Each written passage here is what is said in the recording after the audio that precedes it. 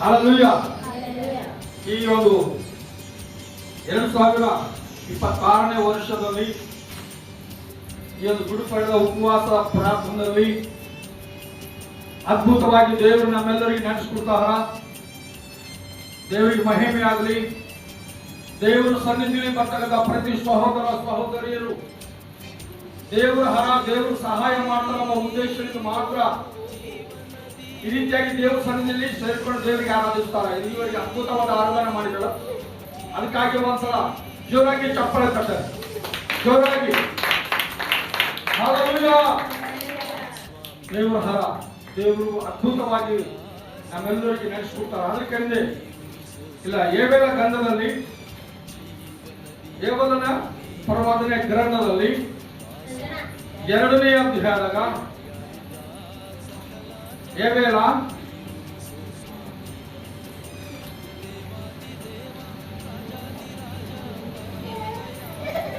ಏಬೇಲನ ಗ್ರಂಥದಲ್ಲಿ 2ನೇ ಅಧ್ಯಾಯದಾಗ 964 ಪುಟ ನಂಬರ್.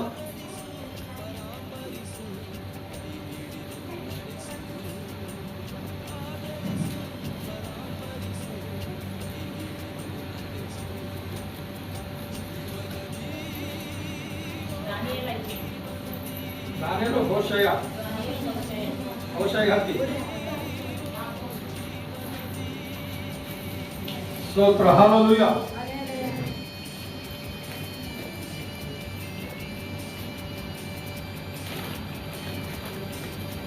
ಪ್ರಭು ನಿಮಗೆ ಸ್ತೋತ್ರವಾಗಲಿ ಕರ್ತನೇ. ಹಲ್ಲೆಲೂಯಾ. ಕೇವಲ 2ನೇ ಅಧ್ಯಾಯದಾಗ 12ನೇ ವಚನ ಹೇಳ್ತಿದ್ದು ನಾವು ವಾಕ್ಯ ಧ್ಯಾನ ಮಾಡಿ ಪ್ರಾರ್ಥನಾ ಮಾಡ್ಕೊಂಬರಿ. ಸಿಕ್ಕತ್ತೈತ್ರಿ ಎಲ್ಲರೂ ತೆಗ್ದಿರಲ್ಲ, ಪ್ರಾರ್ಥನಾ ಮಾಡ್ಕೊಂಬರಿ. ಕಣ್ಣು ಮುಚ್ಚರಿ, ಪ್ರಾರ್ಥನಾ ಮಾಡಿ. ಪರಿಶುದ್ಧವಾಗಿರುವ ದೇವರೇ ನಿಮಗೆ ವಂದನೆಗಳು ಅಯ್ಯ. ಈ ದಿನದಲ್ಲಿ ಸ್ವಾಮಿ ಈ ಒಂದು ಉಪವಾಸದ ಪ್ರಾರ್ಥನೆಯಲ್ಲಿ ಪ್ರಮಾಣ ಮಾಡಲು ಈ ಕಾಲ ಕಳೆಯೋದಕ್ಕೋಸ್ಕರ ಏರ್ಪಾಟು ಮಾಡಿ ಸ್ತೋತ್ರ. ಅದು ಕರ್ತನೆ ಈಗ ಪ್ರಮಾಣ ವಾಕ್ಯ ಧ್ಯಾನ ಮಾಡುವಾಗ ದೇವರನ್ನ ಗ್ರಂಥದಲ್ಲಿ 2ನೇ ಅಧ್ಯಾಯ 12ನೇ ವಚನ ವಾಕ್ಯನ ಓದುವಾಗ ಪ್ರಭಾ ಪರಿಶುದ್ಧಾತ್ಮನ ಮೂಲಕವಾಗಿ ಅಯ್ಯ ನಮ್ಮೆಲ್ಲರಿಗೆ ಮಾತಾಡಿ ನಾವೆಲ್ಲರೂ ಸತ್ಯ ತಿಳಿದುಕೊಂಡು ಸತ್ಯದ ಮಾರ್ಗದಲ್ಲಿ ನೆಟ್ಟಕ್ಕಂಥ ಒಳ್ಳೆಯ ಭಾಗ್ಯ ಕೊಡ್ತೀರಂದ್ರು ಯೇಸು ಕ್ರಿಸ್ತನ ನಾಮದಲ್ಲಿ ಪ್ರಾರ್ಥಿಸಿ ಬೇಡಿಕೊಳ್ಳುತ್ತೇವೆ ಸ್ವಾಮಿ. Amen, amen. ಹಲ್ಲೆಲೂಯಾ. ಓದ್ತೀರೇ? 2:12. ಈಗಲಾದರೂ ನೀವು ಮನ ಪೂರ್ವಕವಾಗಿ ನನ್ನ ಕಡೆಗೆ ತಿರುಗಿಕೊಂಡು ಉಪವಾಸ ಮಾಡಿರಿ, ಅಳಿರಿ, ಓಡಾಡಿರಿ. ಹಲ್ಲೆಲೂಯಾ. ನಾವು ಉಪವಾಸ ಮಾಡಿದ್ರು ದೇವರಿಗೆ ಏನು ಮೇಲು ಜರುತು. ನಾವು ಏನು ಒಳ್ಳೆ ಕೆಲಸ ಮಾಡಿನప్పుడే ನಾವು ಉಪವಾಸ ಮಾಡಿದ್ರ ದೇವರಿಗೆ ಏನು ಮೇಲು ಜರಗದು. ನಾವು ಉಪವಾಸ ಮಾಡಿದ್ರ, ನಾವು ಕಣ್ಣೀರು ಸುರಿದ್ರ, ನಾವು ಹೋರಾಟ ಮಾಡಿದ್ರ ನಮಗೂ ಮೇಲು ಜರುಗ್ತಾರ. ಈ ನಮ್ಮ ಮೇಲಿನಕ್ಕೋಸ್ಕರವಾಗಿ ದೇವರು ಹೇಳ್ತಾರ. ಯೇಬಲ ಪ್ರವಾದನೆಯ ಗ್ರಂಥದಲ್ಲಿ ಅದ್ಭುತವಾಗಿ ಮಾತಾಡ್ತಾರ. ಈ ರೀತಿಯಾಗಿ ಹೇಳ್ತಕ್ಕಂಥ ಸಂದರ್ಭದಲ್ಲಿ ಅನೇಕ ಜನರಿಗೆ ಆಶ್ಚರ್ಯ ಅನಿಸ್ಬೋದು. ಅದ್ಭುತಗಳು, ಈ ಅದ್ಭುತಗಳು ಜರುಗಿದಾಗ ದೇವರು ಮಾಡ್ತಾರ. ಹೆಂಗ ಯೆಹೋವನು ಇಂಥನು ತಾನೆ, ಈಗಲಾದರೂ ನೀವು ಮನಪೂರ್ವಕವಾಗಿ ನನ್ನ ಕಡೆಗೆ ತೆಗೆದುಕೊಂಡು ಉಪವಾಸ ಮಾಡಿರಿ, ಅಳಿರಿ, ಗೋಳಾಡಿರಿ. ನಮ್ಮ ಕುಟುಂಬ ಮೇಲಿನ ನಮ್ಮ ಆರೋಗ್ಯ ಕಡೆ ನಾವು ಸುಖವಾಗಿರೋ ಕಡೆ ನಾವು ಪ್ರಾರ್ಥನೆ ಮಾಡಬೇಕು ಅಂತ ದೇವರು ಆ ದೇವರ ಗ್ರಂಥದಲ್ಲಿ ಆ ಪ್ರವಾದಿ ಮೂಲಕ ನಮಗೆ ಮಾತಾಡಿದಾಗ ಈ ರೀತಿಯಾಗಿ 13 ನಿಮ್ಮ ಬಟ್ಟೆಗಳನ್ನೆಲ್ಲ ನಿಮ್ಮ ಹೃದಯಗಳನ್ನು ಹರಿದುಕೊಂಡು ನಿಮ್ಮ ದೇವರಾದ ಯೆಹೋವನ ಕಡೆಗೆ ತಿರುಗಿಕೊಳ್ಳಿ. ಆತನು ದಯವು, ಕನಿಕರವು, ದೀರ್ಘಶಾಂತಿಯು, ಮಹಾಕೃಪೆಯೂ ಉಳ್ಳವನಾಗಿ ಮಾಡಬೇಕೆಂಬ ಕೇಳಿಗೆ ಮನಸ್ಸು ಕೊಡುತ್ತಾನೆ. ನಾವು ಮಾಡಿರ್ತಕ್ಕಂಥ ಪಾಪಗಳು, ನಾವು ಮಾಡಿರ್ತಕ್ಕಂಥ ತಪ್ಪುಗಳು, ನಮಗಿರ್ತಕ್ಕಂಥ ಮೊಂಡುತನ, ಮೂರ್ಖತನ ಸಂಪೂರ್ಣವಾಗಿರ್ತಕ್ಕಂಥ ಬಿಡುಗಡೆ ಹೊಂದಲಾಕ ಈ ರೀತಿಯಾಗಿ ದೇವರ ಸನ್ನಿಧಿಯಲ್ಲಿ ದೇವರಿಗೆ ನಾವು ಕೂಗಬೇಕಾಗಿಲ್ಲ. ಯಾರಾದ್ರೂ ದೇವರಿಗೆ ಈ ರೀತಿಯಾಗಿ ಕೂಗ್ತಾರೋ ಅದ್ಭುತವಾದ ಆಶೀರ್ವಾದ ಹೊಂದ್ತಾರೆ. ಹಲ್ಲೆಲೂಯಾ. ಚಪ್ಪಳೆ ತಟ್ಟರೆ ಅದ್ಭುತವಾದ ಬಿಡುಗಡೆ ದೇವರು ನಮ್ಮ ಕೊಡಕ್ಕೆ ಸಿದ್ಧವಾಗಿಲ್ಲ. ಹಲ್ಲೆಲೂಯಾ. ಮತ್ತೆ ಏನಂತ ಆತನು ಒಂದು ವೇಳೆ ಆತನು ಒಂದು ವೇಳೆ ಪಶ್ಚಾತ್ತಾಪಪಟ್ಟು ಹಿಂದಿರುಗಿ ನಿಮ್ಮ ದೇವರಾದ ಯೆಹೋವನ ದಾನಪಾನ ನಿವೇದನೆಗಳಿಗೆ ಅನುಕೂಲವಾದ ಸುವರ್ಣವನ್ನು ದಯಪಾಲಿಸಿ ಹೊಂದನು. ಸಿಯೋನಿನಲ್ಲಿ ಕೊಂಬುದಿರಿ, ಉಪವಾಸ ದಿನವನ್ನು ಗೊತ್ತು ಮಾಡಿರಿ, ಸಂಘವನ್ನು ನೆರೆಯಿಸಿರಿ. ಹಲ್ಲೆಲೂಯಾ. ಇವತ್ತು ನಾವು ನಿಜವಾಗ್ಲೂ ಬಹಳ ಜನರು ಹೇಳ್ತಾರ, ಸೇವಕರಿಗೆ ಏನ್ ದಂಧೆ ಇರ್ತದ, ಸೇವಕರು ಚರ್ಚಿಗೆ ಬಾರಿ ಅಂತಾರ, ಅವ್ರಿಗೆ ಏನ್ ಕೂಡ ನಮ್ಮ ಪರಿಸ್ಥಿತಿ, ನಾವು ಎಷ್ಟು ಪರಿಶಾನ ಇದೀವಲ್ಲ, ನೀವು ಮನೆಗೆ ಇರೋದೇ ಪರಿಶಾನ ಬೆಳೆದ್ರು. ನೀವು ಮನೆಗಿದ್ರ ನೀವು ಆರಾಮ್ ಮಾಡಿದ್ರೆ ನಿಮ್ಗೆ ಪರಿಶಾನ ಬರ್ತದೆ. ನೀವು ದೇವ್ರ ಸನ್ನಿಧಿ ಹೇಳಿದ್ರೆ ನಿಮ್ಗೆ ಪರಿಶಾನ ಬೆಳೆದು, ನಿಮ್ಮ ಕಷ್ಟಗಳು ಬೆಳೆದು, ನಿಮ್ಮ ಸಮಸ್ಯೆಗಳು ಬೆಳೆದು ಇವೆಲ್ಲ ದೂರ ಇರ್ತದೆ. ಈ ರೀತಿಯಾಗಿ ದೂರ ಮಾಡಬೇಕು. ದೇವರು ಎಲ್ಲರಿಗೆ ಏನಂತಂದ್ರ ಕರೀತಾರ ಸಂಘ ಏರ್ಪಾటు ಮಾಡಿ ಅಂತಂದ್ರ ಒಂದು ಸಂಘ, ಒಂದು ಸಭೆಯಾಗಿ ಕೂಡಬೇಕು. ಒಂದು ದೇವರ ಆಲಯದಲ್ಲಿ ಬಂದು ನಾವೆಲ್ಲರೂ ಕೂಡಬೇಕು. ಯಾವಾಗಂದ್ರೆ ಈ ರೀತಿಯಾಗಿ ನಾವು ಕೂಡಿಕೊಂಡು ದೇವರಿಗೆ ಆರಾಧನೆ ಮಾಡುತ್ತೇವೋ, ನಾವು ಪ್ರಾರ್ಥನೆ ವಿಜ್ಞಾಪನೆ ಮಾಡುತ್ತೇವೋ, ಅವಾಗ ದೇವರು ನಮ್ಮೆಲ್ಲ ಏನ್ ಮಾಡ್ತಾರಂತ ನಾವು ಮಾಡ್ತಲ್ಲ. ಪ್ರಾರ್ಥನೆ ಮಾಡಲು, ನೀತಿಯಾಗಿರಲು, ಪ್ರೀತಿಯಿಂದ ಸಹಕಾರಿಯಾಗಿರಲು, ನಮ್ಮ ತಪ್ಪುಗಳೆಲ್ಲ ಏನ್ ಮಾಡ್ತಾರಂತಂದ್ರ ಶಿಕ್ಷಣ ನಿಮಿತ್ತವಾಗಿ ನಮ್ಮ ತಪ್ಪುಗಳಿಗೆ ಶಿಕ್ಷೆ ಕೊಡೋದಾದ್ರೆ ದೇವರು ಏನ್ ಮಾಡ್ತಾರಂದ್ರ ಮನ ಮರುಗುತ್ತಾರಂತ. ಶಿಕ್ಷೆ ಕೊಡಾಗ ನಮ್ಮ ಮಕ್ಕಳಿಗೆ ನಮ್ಮ ಕೈ ಹೇಳ್ತಾವ, ಎಷ್ಟು ಒಳ್ಳೆ ದಿವಸ ಹಾಳು ಮಾಡಿದ್ರಿ, ನಮ್ಮ ಮಕ್ಕಳಿಗೆ ನಾವು ಹೊಡಿತಾವ.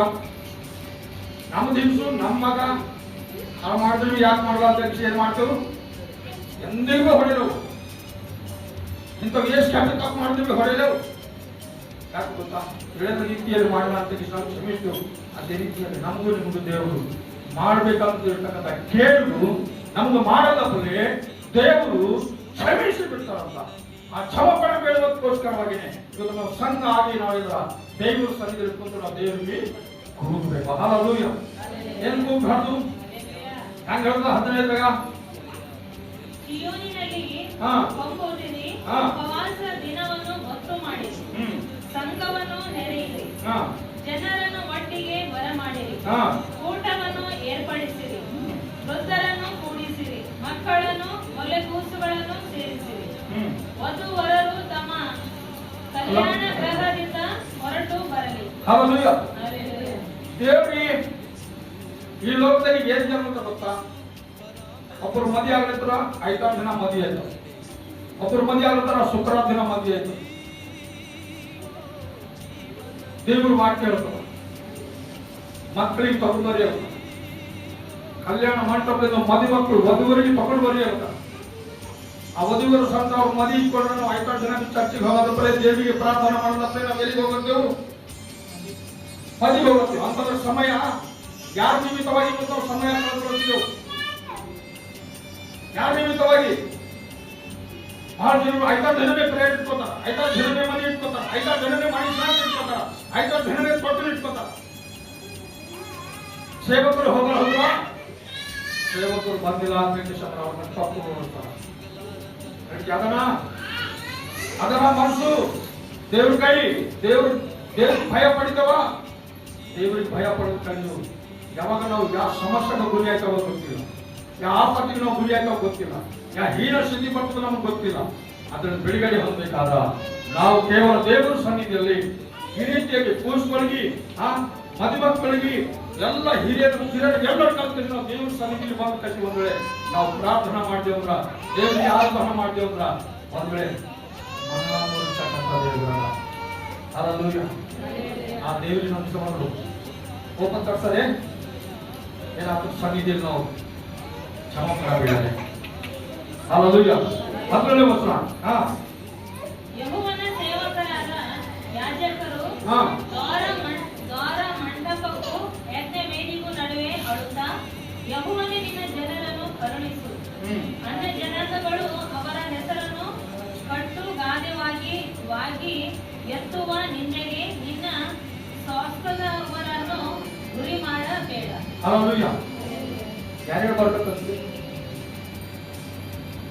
ಪಾಟೀಲಾರ ಹಿಂದಿನ ಸರಿ ಅಲ್ಲಿ ಯಾಜಕರು ಬರ್ಬೇಕಂತ, ಸೇವಕರು ಬರ್ಬೇಕಂತ. ಮೊದಲು ದೇವರು ಸನ್ನಿಧಿಯಲ್ಲಿ ಯಾರು ಇರ್ಬೇಕಂದ್ರೆ ಮೊದಲು ಸೇವಕರೇ ಇರ್ಬೇಕು. ಒಂದ್ ವೇಳೆ ಸೇವಕರು ಕರೆಕ್ಟ್ ಇದ್ರ, ಸೇವಕರು ಭಯ ಪಟ್ರ, ಸೇವಕರು ಪ್ರಾರ್ಥನೆಗಿದ್ರ ಅವರ ಜನ ಒಬ್ಬರಿಗೆ ಒಬ್ಬರು ಮಾಡಕ್ಕೆ ಸಾಧ್ಯ ಇಲ್ಲ. ನಾವು ಯಜ್ಞಗಳು ಅಲ್ಲ, ದೇವದಿಗಳು ಅವೆಲ್ಲ ಲಿಂಕೇಶನ್ ಮೊದಲು ನಾವು ದೇವ್ರ ಸನ್ನಿಧಿಯಲ್ಲಿ ಬಂದ ದೇವರಿಗೆ ಪ್ರಾರ್ಥನೆ ಮಾಡಿದ್ರೆ ಮಾತ್ರ ದೇವರು ನಮ್ಗೆ ಸಹಾಯ ಮಾಡಕ ಏನಾಗಿರತ್ತ ಸಿದ್ಧವಾಗಿರಲ್ಲ. ಹಲ್ಲೆಲೂಯಾ. ಏನ್ ಸಿದ್ಧವಾಗಿಲ್ಲ? ಅದ್ಭುತವಾದ ಆಶೀರ್ವಾದಗಳು ಹೊಂದ್ಕೊಳ್ಳಕ್ಕೆ ಇವತ್ತು ದೇವರು ನಮ್ಗೆ ಈ ರೀತಿಯಾಗಿ ನಡೆಸ್ಕೊಡ್ತಾರ. 18 ಆಗ ಯೆಹೋವನು ತನ್ನ ದೇಶಕ್ಕೆ ಅಪಕೀರ್ತಿ ಬರಬಾರದೆಂದು ತನ್ನ ಜನರನ್ನು ಕರುಣಿಸಿ ಅವರ ವಿನ್ನಹವನ್ನು ಲಾಲಿಸಿ ಅವರಿಗೆ ಹೀಗೆ ಹೇಳಿದನು. ಹಲ್ಲೆಲೂಯಾ. ಏನ್ ಹೇಳಿದ್ರಿ? ಎದಕ್ಕಂತ ಹೇಳ್ಯಾರ? ನೀವು ಮಾಡ್ತಕ್ಕಂಥ ತಪ್ಪುಗಳಿಗೆ, ನೀವು ಮಾಡ್ತಕ್ಕಂಥ ಪಾಪಗಳಿಗೆ ಏನ್ ಮಾಡ್ತಾರಂತ ದೇವ್ರು ಗೊತ್ತಾ? ಅವಮಾನ ಆಗಬಾರ್ದು. ಯಾಕಂದ್ರ ನಾವು ಮಾಡ್ತಕ್ಕಂಥ ತಪ್ಪುಗಳಿಗೆ ಒಂದ್ ವೇಳೆ ದೇವರು ಮಳೆ ಬೀಳಲ್ಲ ನಿಂದಿಸ್ತಾರೆ ಅಂದ್ರೆ ಏನ್ ಮಾಡೋದು? ಗಾಳಿ ಬರಲ್ಲ ಅಂತಂದ್ರೆ ನಾವು ಏನು ಮಾಡೋದು? ಸೂರ್ಯ ಬೆಳಕು ಕೊಡಲ್ಲ ಅಂದ್ರೆ ನಾವು ಏನು ಮಾಡಾರಿ? ಅಪಕೀರ್ತಿ ಅಂದ್ರೆ ನಮ್ಮ ನಿಮಿತ್ತವಾಗಿ ದೇವರಿಗೆ ಅವಮಾನ. ಯಾರಿಗೆ ಅವಮಾನ? ಅಂದ್ರೆ ದೇವರಿಗೆ ಆರಾಧನೆ ಮಾಡುವಂತ ಸಹೋದರ ಸಹೋದರಿಯರಿಂದ ದೇವರಿಗೆ ಅವಮಾನ. ನಮ್ಗೆ ಏನ್ ಬೇಕು ಎಲ್ಲ ದೇವರಿಗೆ ಗೊತ್ತು. ದೇವರಿಗೆ ಎಲ್ಲ ಗೊತ್ತು. ಯಾವಾಗ ಕೊಡಬೇಕು, ಹ್ಯಾಂಗ್ ಕೊಡಬೇಕು ದೇವರಿಗೆ ಗೊತ್ತು.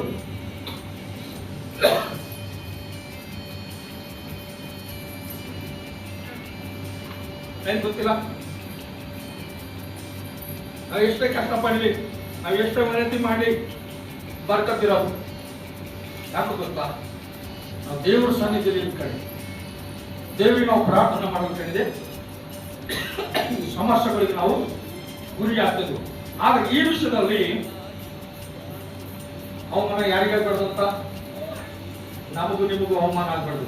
ಯಾವ ದೇಶದಾಗ ಮಳೆ ಬೆಳೆದು, ಯಾವ ದೇಶದಾಗ ಬೆಳೆ ಬರೋದು, ಯಾವ ದೇಶದಾಗ ಸುಖವಾಗಿ ಜನರು ಇರೋದು, ಆ ದೇಶದಾಗ ಜನರಿಗೆ ಅವಮಾನ ಅದ. ಏನಿಲ್ಲ, ಆ ಅವಮಾನಗಳನ್ನು ದೇವರು ಬಿಡುಗಡೆ ಮಾಡಕ್ಕೆ ಮಾತಾಡ್ತಾರೆ. ಮಾತಾಡ್ತಾರೆ, ಇಗೋ ನಾನು ನನ್ನ ದ್ರಾಕ್ಷರಸ ತೈಲಗಳನ್ನು ನಿಮಗೆ ಕಳುಹಿಸುತ್ತಿದ್ದೇನೆ. ಅವುಗಳಿಂದ ನಿಮಗೆ ತೃಪ್ತಿವಾಗುವುದು. ನಿಮ್ಮನ್ನು ಅನ್ಯ ಜನಾಂಗಗಳ ನಿಂದೆಗೆ ಇನ್ನೂ ಗುರಿ ಮಾಡಿರು. ಹಲ್ಲೆಲೂಯಾ. ಅನ್ಯ ಜನರ ಮುಂದೆ ನಮಗೆ ದೇವರು ಗುರಿ ಮಾಡ್ತಾರಂತ. ದೇವರಿಗೆ ಆರಾಧನೆ ನಾವು ಮಾಡಲು ಹೋದೇವು ಅಂದ್ರ ಅನ್ಯರೇ, ಆ ಅನ್ಯರ ಜನರ ಮುಂದೆ ನಮ್ಗೆ ಅವಮಾನ ಬರ್ತದಂತ. ಕರೆಕ್ಟ್ ದೇವರು ಹೇಳ್ತಾರ, ಅನ್ಯ ಜನರ ಮುಂದೆ ನಿಮ್ಗೆ ಅವಮಾನ ಆಗ್ಬಿಡಲ್ಲ. ಅದಕ್ಕಂದಿಯಲ್ಲ ಅಬ್ರಾಮ ಹೋಗಿ ಹೊಲ ಹೊಡೆದ್ರು ಬಿಳಿ ಭೂಮಿಯಲ್ಲಿ, ಯಾತಕ್ಕೆ ಬರೋಂತ ಭೂಮಿಯಲ್ಲಿ ದೇವರು ಏನ್ ಮಾಡಿರ? ಸಮೃದ್ಧಿ ಬೆಳೆ ಕೊಟ್ಟಿನಾಗ ಅನೇಕ ಜನರು ಬಂದು ಅಬ್ರಾಮಗ ಕೈ ಜೋಡಿಸ್ತಾರ. ನಾವು ಬಿ ನಿಮ್ಗೆ ಸಂಖ್ಯೆ ಇರ್ತೀವಿ ಇರಲಿ ಅಲ್ಲ. ಇಸಾಕ್ಗ ಅನೇಕ ಯಾತಕ್ಕೆ ಬರೋಂತ ಭೂಮಿ ಮೇಲೆ ಹೋಗಿ ಬೀಜ ಹಾಕಿನಾಗ ಎಲ್ಲರೂ ಭೂಮಿ ಮೇಲೆ ಬೆಳೆ ಇಲ್ಲ, ಇವ್ರ ಭೂಮಿ ಮೇಲೆ ಮಾತ್ರ ಸಮೃದ್ಧಿ ಬೆಳೆಯಲ್ಲ. ಅವ್ರು ಬಂದು ಹೇಳ್ತಾರ, ಇಸಾಕ್ಗ ನಿಮ್ಗೆ ಸಂಖ್ಯೆ ಇರ್ತೀವಿ. ಯಾಕೋಬ್ ಹೇಳ್ತಾರ, ಯಾಕೋಬ ಯಾತಕ್ಕೆ ಬರೋಂತ ಜಾಗ ಮೇಲೆ ಹೋಗ್ಯ. ಆ ಜಾಗದ ಮೇಲೆ ಹೋಗಿ ನಿಂತ್ರೆ ಆ ದೇವರು ಆ ಜಾಗಕ್ಕೆ ಆಶೀರ್ವಾದ ಮಾಡಿಲ್ಲ. ಜನರು ಬಂದು ಹೇಳ್ತಾರೆ, ಯಾಕೋಬ ಅದೇ ನಾನು ನಿಮ್ಗೆ ಸಂಖ್ಯೆ ಇರ್ತೀವಿ. ಯಾಕೆ ಗೊತ್ತಾ? ದೇವರಿಗೆ ಆರಾಧನೆ ಮಾಡೋರಿಗೆ, ದೇವರಿಗೆ ಸ್ತೋತ್ರ ಮಾಡೋರಿಗೆ, ದೇವರಿಗೆ ಉಪಕಾರ ಸ್ತುತಿ ಮಾಡೋರಿಗೆ, ವಾಕ್ಯದ ಮೂಲಕವಾಗಿ ದೇವರಿಗೆ ಅಧೀನವಾಗಿ ನಡೀತಕ್ಕಂಥ ಜನರಿಗೆ ದೇವರ ಅದ್ಭುತವಾದ ಆಶೀರ್ವಾದ ಮಾಡಿ. ನೀವು ಯಾವುದೇ ಕೆಲಸ ಮಾಡ್ತಿರ್ಬೋದು, ನೀವು ಎಷ್ಟು ಸಂಪಾದನೆ ಮಾಡ್ತಿರ್ಬೋದು, ಅದರಲ್ಲಿ ಬರ್ಕತ್ ಕೊಡೋರು ದೇವರ ನಾವಿಲ್ಲ. ನಾವೆಷ್ಟು ಮುಚ್ಚಿ ಇದೆಷ್ಟು ಕಲ್ತ್ಕೊಂಡು ಎಷ್ಟು ನಾವು ಮುಚ್ಚಿದ್ವಿ, ಆ ದುಡ್ಡು ಬರ್ಕತ್ತಾಗಲ್ಲ. ಏನಾಯ್ತಲ್ಲ, ಅದಕ್ಕೆ ಬರ್ಕತ್ ಯಾರು ಮಾಡಬೇಕು? ದೇವ್ರು ಮಾಡಬೇಕು ಅಲ್ಲ, ದೇವ್ರು ಮಾಡ್ಬೇಕು. ಅದಕ್ಕೆ ಈ ರೀತಿಯಾಗಿ ನಾವು ಖಂಡಿತವಾಗಿ ಈ ಕಾರ್ಯ ನಾವು ಮಾಡಬೇಕು. ಮತ್ತೇನಂತ ನಾನು ಒಡಗನ ಗಂಡನ್ನು ನಿಮ್ಮ ಕಡೆಯಿಂದ ದೂರ ತೊಲಗಿಸಿ ಹಾ ಹಾಳು ಕೈಗಾಡಿಗೆ ಓಡಿಸಿ ಹಾ ಅದರ ಮುಂಭಾಗವನ್ನು ಮೂಡನ ಸಮುದ್ರಕ್ಕೂ ಹಿಂಭಾಗವನ್ನು ಪಡುವನ ಸಮುದ್ರಕ್ಕೂ ತಳ್ಳಿಬಿಡುವೆನು. ಹಲ್ಲೆಲೂಯಾ. ದೇವರಿಗೆ ಸ್ತೋತ್ರವಾಗಲಿ. ಈ ರೀತಿಯಾಗಿ ದೇವರು ಕಾರ್ಯ ಮಾಡಬೇಕು. ಇವತ್ತು ನಮಗೂ ನಿಮಗೂ ಕಾಪಾಡಕ, ನಮಗೂ ನಿಮಗೂ ಸುಖ ಸಂತೋಷವಾಗಿರ್ಬೇಕ ದೇವರು ಹೇಳ್ತಾರ. ಯಾರ ಮೂಲಕವಾಗಿ ಹೇಳ್ತಾರ? ಯೋಗದ ಪ್ರವಾದನೆ, ಆ ಪ್ರವಾದಿ ಮೂಲಕವಾಗಿ ಮಾತಾಡ್ತಾರೆ. ಇವತ್ತು ದೇವರು ಮಾತಾಡಬೇಕಾಗ ಒಬ್ಬ ಸೇವಕರ ಮೂಲಕವಾಗಿ, ಒಬ್ಬ ನೀತಿವಂತರ ಮೂಲಕವಾಗಿ, ಒಬ್ಬ ಭಕ್ತನಾಗಿರ್ತಕ್ಕಂಥ ವ್ಯಕ್ತಿ ಮೂಲಕವಾಗಿ, ಒಳ್ಳೆ ವ್ಯಕ್ತಿ ಮೂಲಕವಾಗಿ ದೇವರಿಗೆ ನಮಗೂ ನಿಮಗೂ ದೇವರು ಮಾತಾಡ್ತಾರೆ. ಅವ್ರ ಮಾತ್ರ ನಾವು ಕೇಳಿದೇವು ಅಂದ್ರ ಮೇಲು ಹೊಂದವ್ರು ನಾವೇ, ಅವರಲ್ಲ. ಯಾರು ಹೇಳ್ತಾರ ನಾವು ಹೆಂಗ್ ಮಾಡ್ತಾರೆ ನೀವು ಮೇಲು ಹೊಂದುತ್ತೀರಿ ಅಂದ್ರ ಎಲ್ಲಿ ನೋಡಿ ಬಂದಿರ ಕೇಳೋದ ಬಂದಿರ ಅವ್ರು ಹೇಳೋದ್ರ ಸುಮ್ಮನೆ ಹೇಳ್ತಾರೆ, ಕಳ್ಕೊತಾರೆ. ಕೇಳಿ ನೋಡಿದ್ದೀರಲ್ಲ, ಅದ್ಭುತವ ಆಶೀರ್ವಾದ ಏನಿಲ್ಲ. ಅಂದ್ರೆ 10,000 ರೂಪಾಯಿ ಧನ್ಯ ಮಾಡೋಣ ಅಂತ ತಿಳ್ಕೊರಿ. ಅದೇನು ಮಾಡ್ದೆ ಮಾಡೋದು ಬಿಟ್ಕೊಟ್ಟಿದ್ದ, ಇದು ಮಾಡು ಇಲ್ಲಿ ಧನ್ಯ ಕೇಳ್ದೆ ಅಂತ ತಿಳ್ಕೊರಿ. ಅಲ್ಲಿ ಹೋದ್ರೆ ಅವನಿಗೆ ಮೇಲೆ ಇಲ್ಲೇ ಸಿಗ್ತದ ತಿಂಗಳಿಗೆ 10,000, ಅಲ್ಲೇ ಸಿಗ್ತದ ತಿಂಗಳಿಗೆ ಸುಮಾರು 20,000 30,000 ರೂಪಾಯಿ. ಕೇಳಿದ್ರು ಸುಖ ಅದ, ಕೇಳಿದ್ರು ಸುಖ ಅದ. ದೇವರೇ ಕೊಡ್ಬೇಕಾಗಿಲ್ಲ. ಅಲ್ಲೆಲ್ಲಿ ಹೋಗಿ ನಾ ಇಲ್ಲೇ ಮಾಡ್ತೇನೆ, ಇಲ್ಲೇ ಚಲೋ ಆದ್ರ 20,000 30,000 ರೂಪಾಯಿ ಸಿಗ್ತಾವ. ಅದೇ ಸಿಗ್ತದೆ 10,000.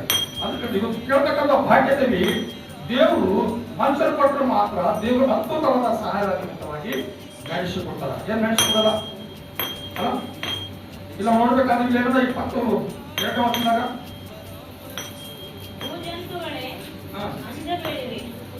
ಕಾಡಿನ ಕಾವಲಲ್ಲಿ ಹುಲ್ಲು ಬೆಳೆಯುವುದು, ಮರವು ಹಣ್ಣು ಬಿಡುವುದು, ಅಂಜೂರದ ಗಿಡವು ದ್ರಾಕ್ಷಲತೆಯು ಸಾರವಂತಾಗಿ ಫಲಿಸುವುದು. ಸಿಯೋನಿನ ಸಂತತಿಯವರೇ, ನಿಮ್ಮ ದೇವರಾದ ಯೆಹೋವನಲ್ಲಿ ಹರ್ಷಿಸಿ ಉಲ್ಲಾಸಿಸಿ. ಆತನು ಮುಂಗಾರನು ತಕ್ಕ ಹಾಗೆ ನಿಮಗೆ ಕೊಡುವನು. ಮುಂಗಾರು ಹಿಂಗಾರು ಮಳೆಗಳನ್ನು ಮೊದಲಿನಂತೆ ನಿಮಗಾಗಿ ಸುರಿಸುವನು. ದೇವರು ಪ್ರಾಣಿ ಪಕ್ಷಿಗಳಿಗೆ, ಜೀವಿ ಜಂತುಗಳಿಗೆ ಹೇಳ್ತಾರೆ, ನೀವು ಹೆದರಬೇಡ್ರಿ. ಯಾವ ಜನ ಹೆಚ್ಚಿಗಿದ್ದೇವೆ, ಅವ್ರ ಜನ ಹೆಚ್ಚಿಗಿದ್ದೇವೆ. ಅವ್ ಖಾಲಿ ಶರೀರ ಜೀವನೇ ಅಲ್ಲ. ಅವಕ್ಕೇನದ ಖಾಲಿ ಶರೀರ ಜೀವನೇ ಅಲ್ಲ. ಅವ್ರ ಜನ ಹೆಚ್ಚಿಗಿದ್ದೇವೆ. ಯಾಕೆ ಗೊತ್ತಾ? ದೇವರು ಅವ್ರ ಬಲ್ಲಿ ಕೇಳಂತ ದಿವಸ ನಮ್ಮ ಬಲ್ಲಿ ನಿಮ್ಮ ಬಲ್ಲಿ ಕೇಳ. ಅದೇನದ ಆತ್ಮ. ಆ ಆತ್ಮ ಏನಾದ್ರೂ ಜೀವ. ಆತ್ಮನೇ ದೇವರು. ದೇವರು ಆತ್ಮ ನಮ್ಮಲ್ಲಿ ಇದ್ದಾಗ ಆ ರೀತಿಯಾಗಿ ನಾವು ನಡ್ಕೊಂಡು ಹೋದ್ರು ಮಾತ್ರ ದೇವರು ನಿಜವಾಗ್ಲು ಎಲ್ಲಿ ಹೋದ್ರಲ್ಲಿ ನಮ್ಮ ದೇವರು ಶಿವವಾಗಿ ಮಾಡ್ತಾರೆ. ಅದು ಚಪ್ಪಲ್ ಕಟ್ಟರೆ ಅದ್ಭುತ ಮಾಡ್ತಕ್ಕಂಥ ದೇವರಿಗೆ ನಾವು ಚಪ್ಪಲ್ ತರಬೇಕು, ಆರಾಧನೆ ಮಾಡಬೇಕು, ಪ್ರಾರ್ಥನೆ ಮಾಡಬೇಕು, ಉಪವಾಸ ಮಾಡಬೇಕು.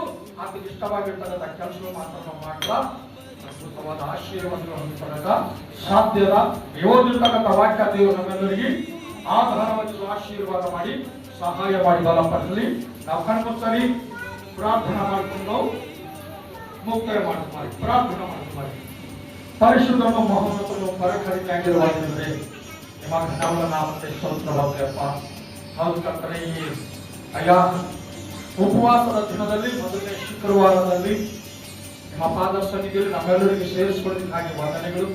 ನಿಮ್ಮ ಸನ್ನಿಧಿಯಲ್ಲಿ ಬಂದಿರುವ ಪ್ರತಿಯೊಂದು ಸಹೋದರ ಸಹೋದರಿಗೆ, ಅವರ ಕುಟುಂಬ, ಅವರ ಮಕ್ಕಳು, ಅವರ ಆರೋಗ್ಯ ಭಾಗ್ಯ, ಅವರ ಐಶ್ವರ್ಯ, ಅವರಿಗೆ ಬೇಕಾಗಿರುವ ಶಾಂತಿ ಸಮಾಧಾನ ಇದು ಪ್ರಭಾ ನಂಬಿ ದೀಕ್ಷಾ ಸಾಲ ತೆಗೆದುಕೊಂಡಿರ್ತಕ್ಕಂಥ ಪ್ರತಿ ಸಹೋದರ ಸಹೋದರಿಗೆ ಇದು ಪ್ರಭಾ ವಿಶೇಷಕರವಾದ ಅಯ್ಯ ಆಶೀರ್ವಾದಗಳು ಮಾಡಿದಲ್ಲಿ ಆ ಮಕ್ಕಳಿಗೆಲ್ಲರಿಗೂ ಪ್ರಭಾ ನಿಮ್ಮ ಮಕ್ಕಳಾಗಿ ಜೀವಿಸಕ್ಕೆ ಅಧಿಕಾರ ಕೊಡುತ್ತಿರಲು ಯೇಸು ಕ್ರಿಸ್ತರ ನಾಮದಲ್ಲಿ ಪ್ರಾರ್ಥಿಸಿ ಬೇಡಿಕೊಳ್ಳುತ್ತೇವೆ.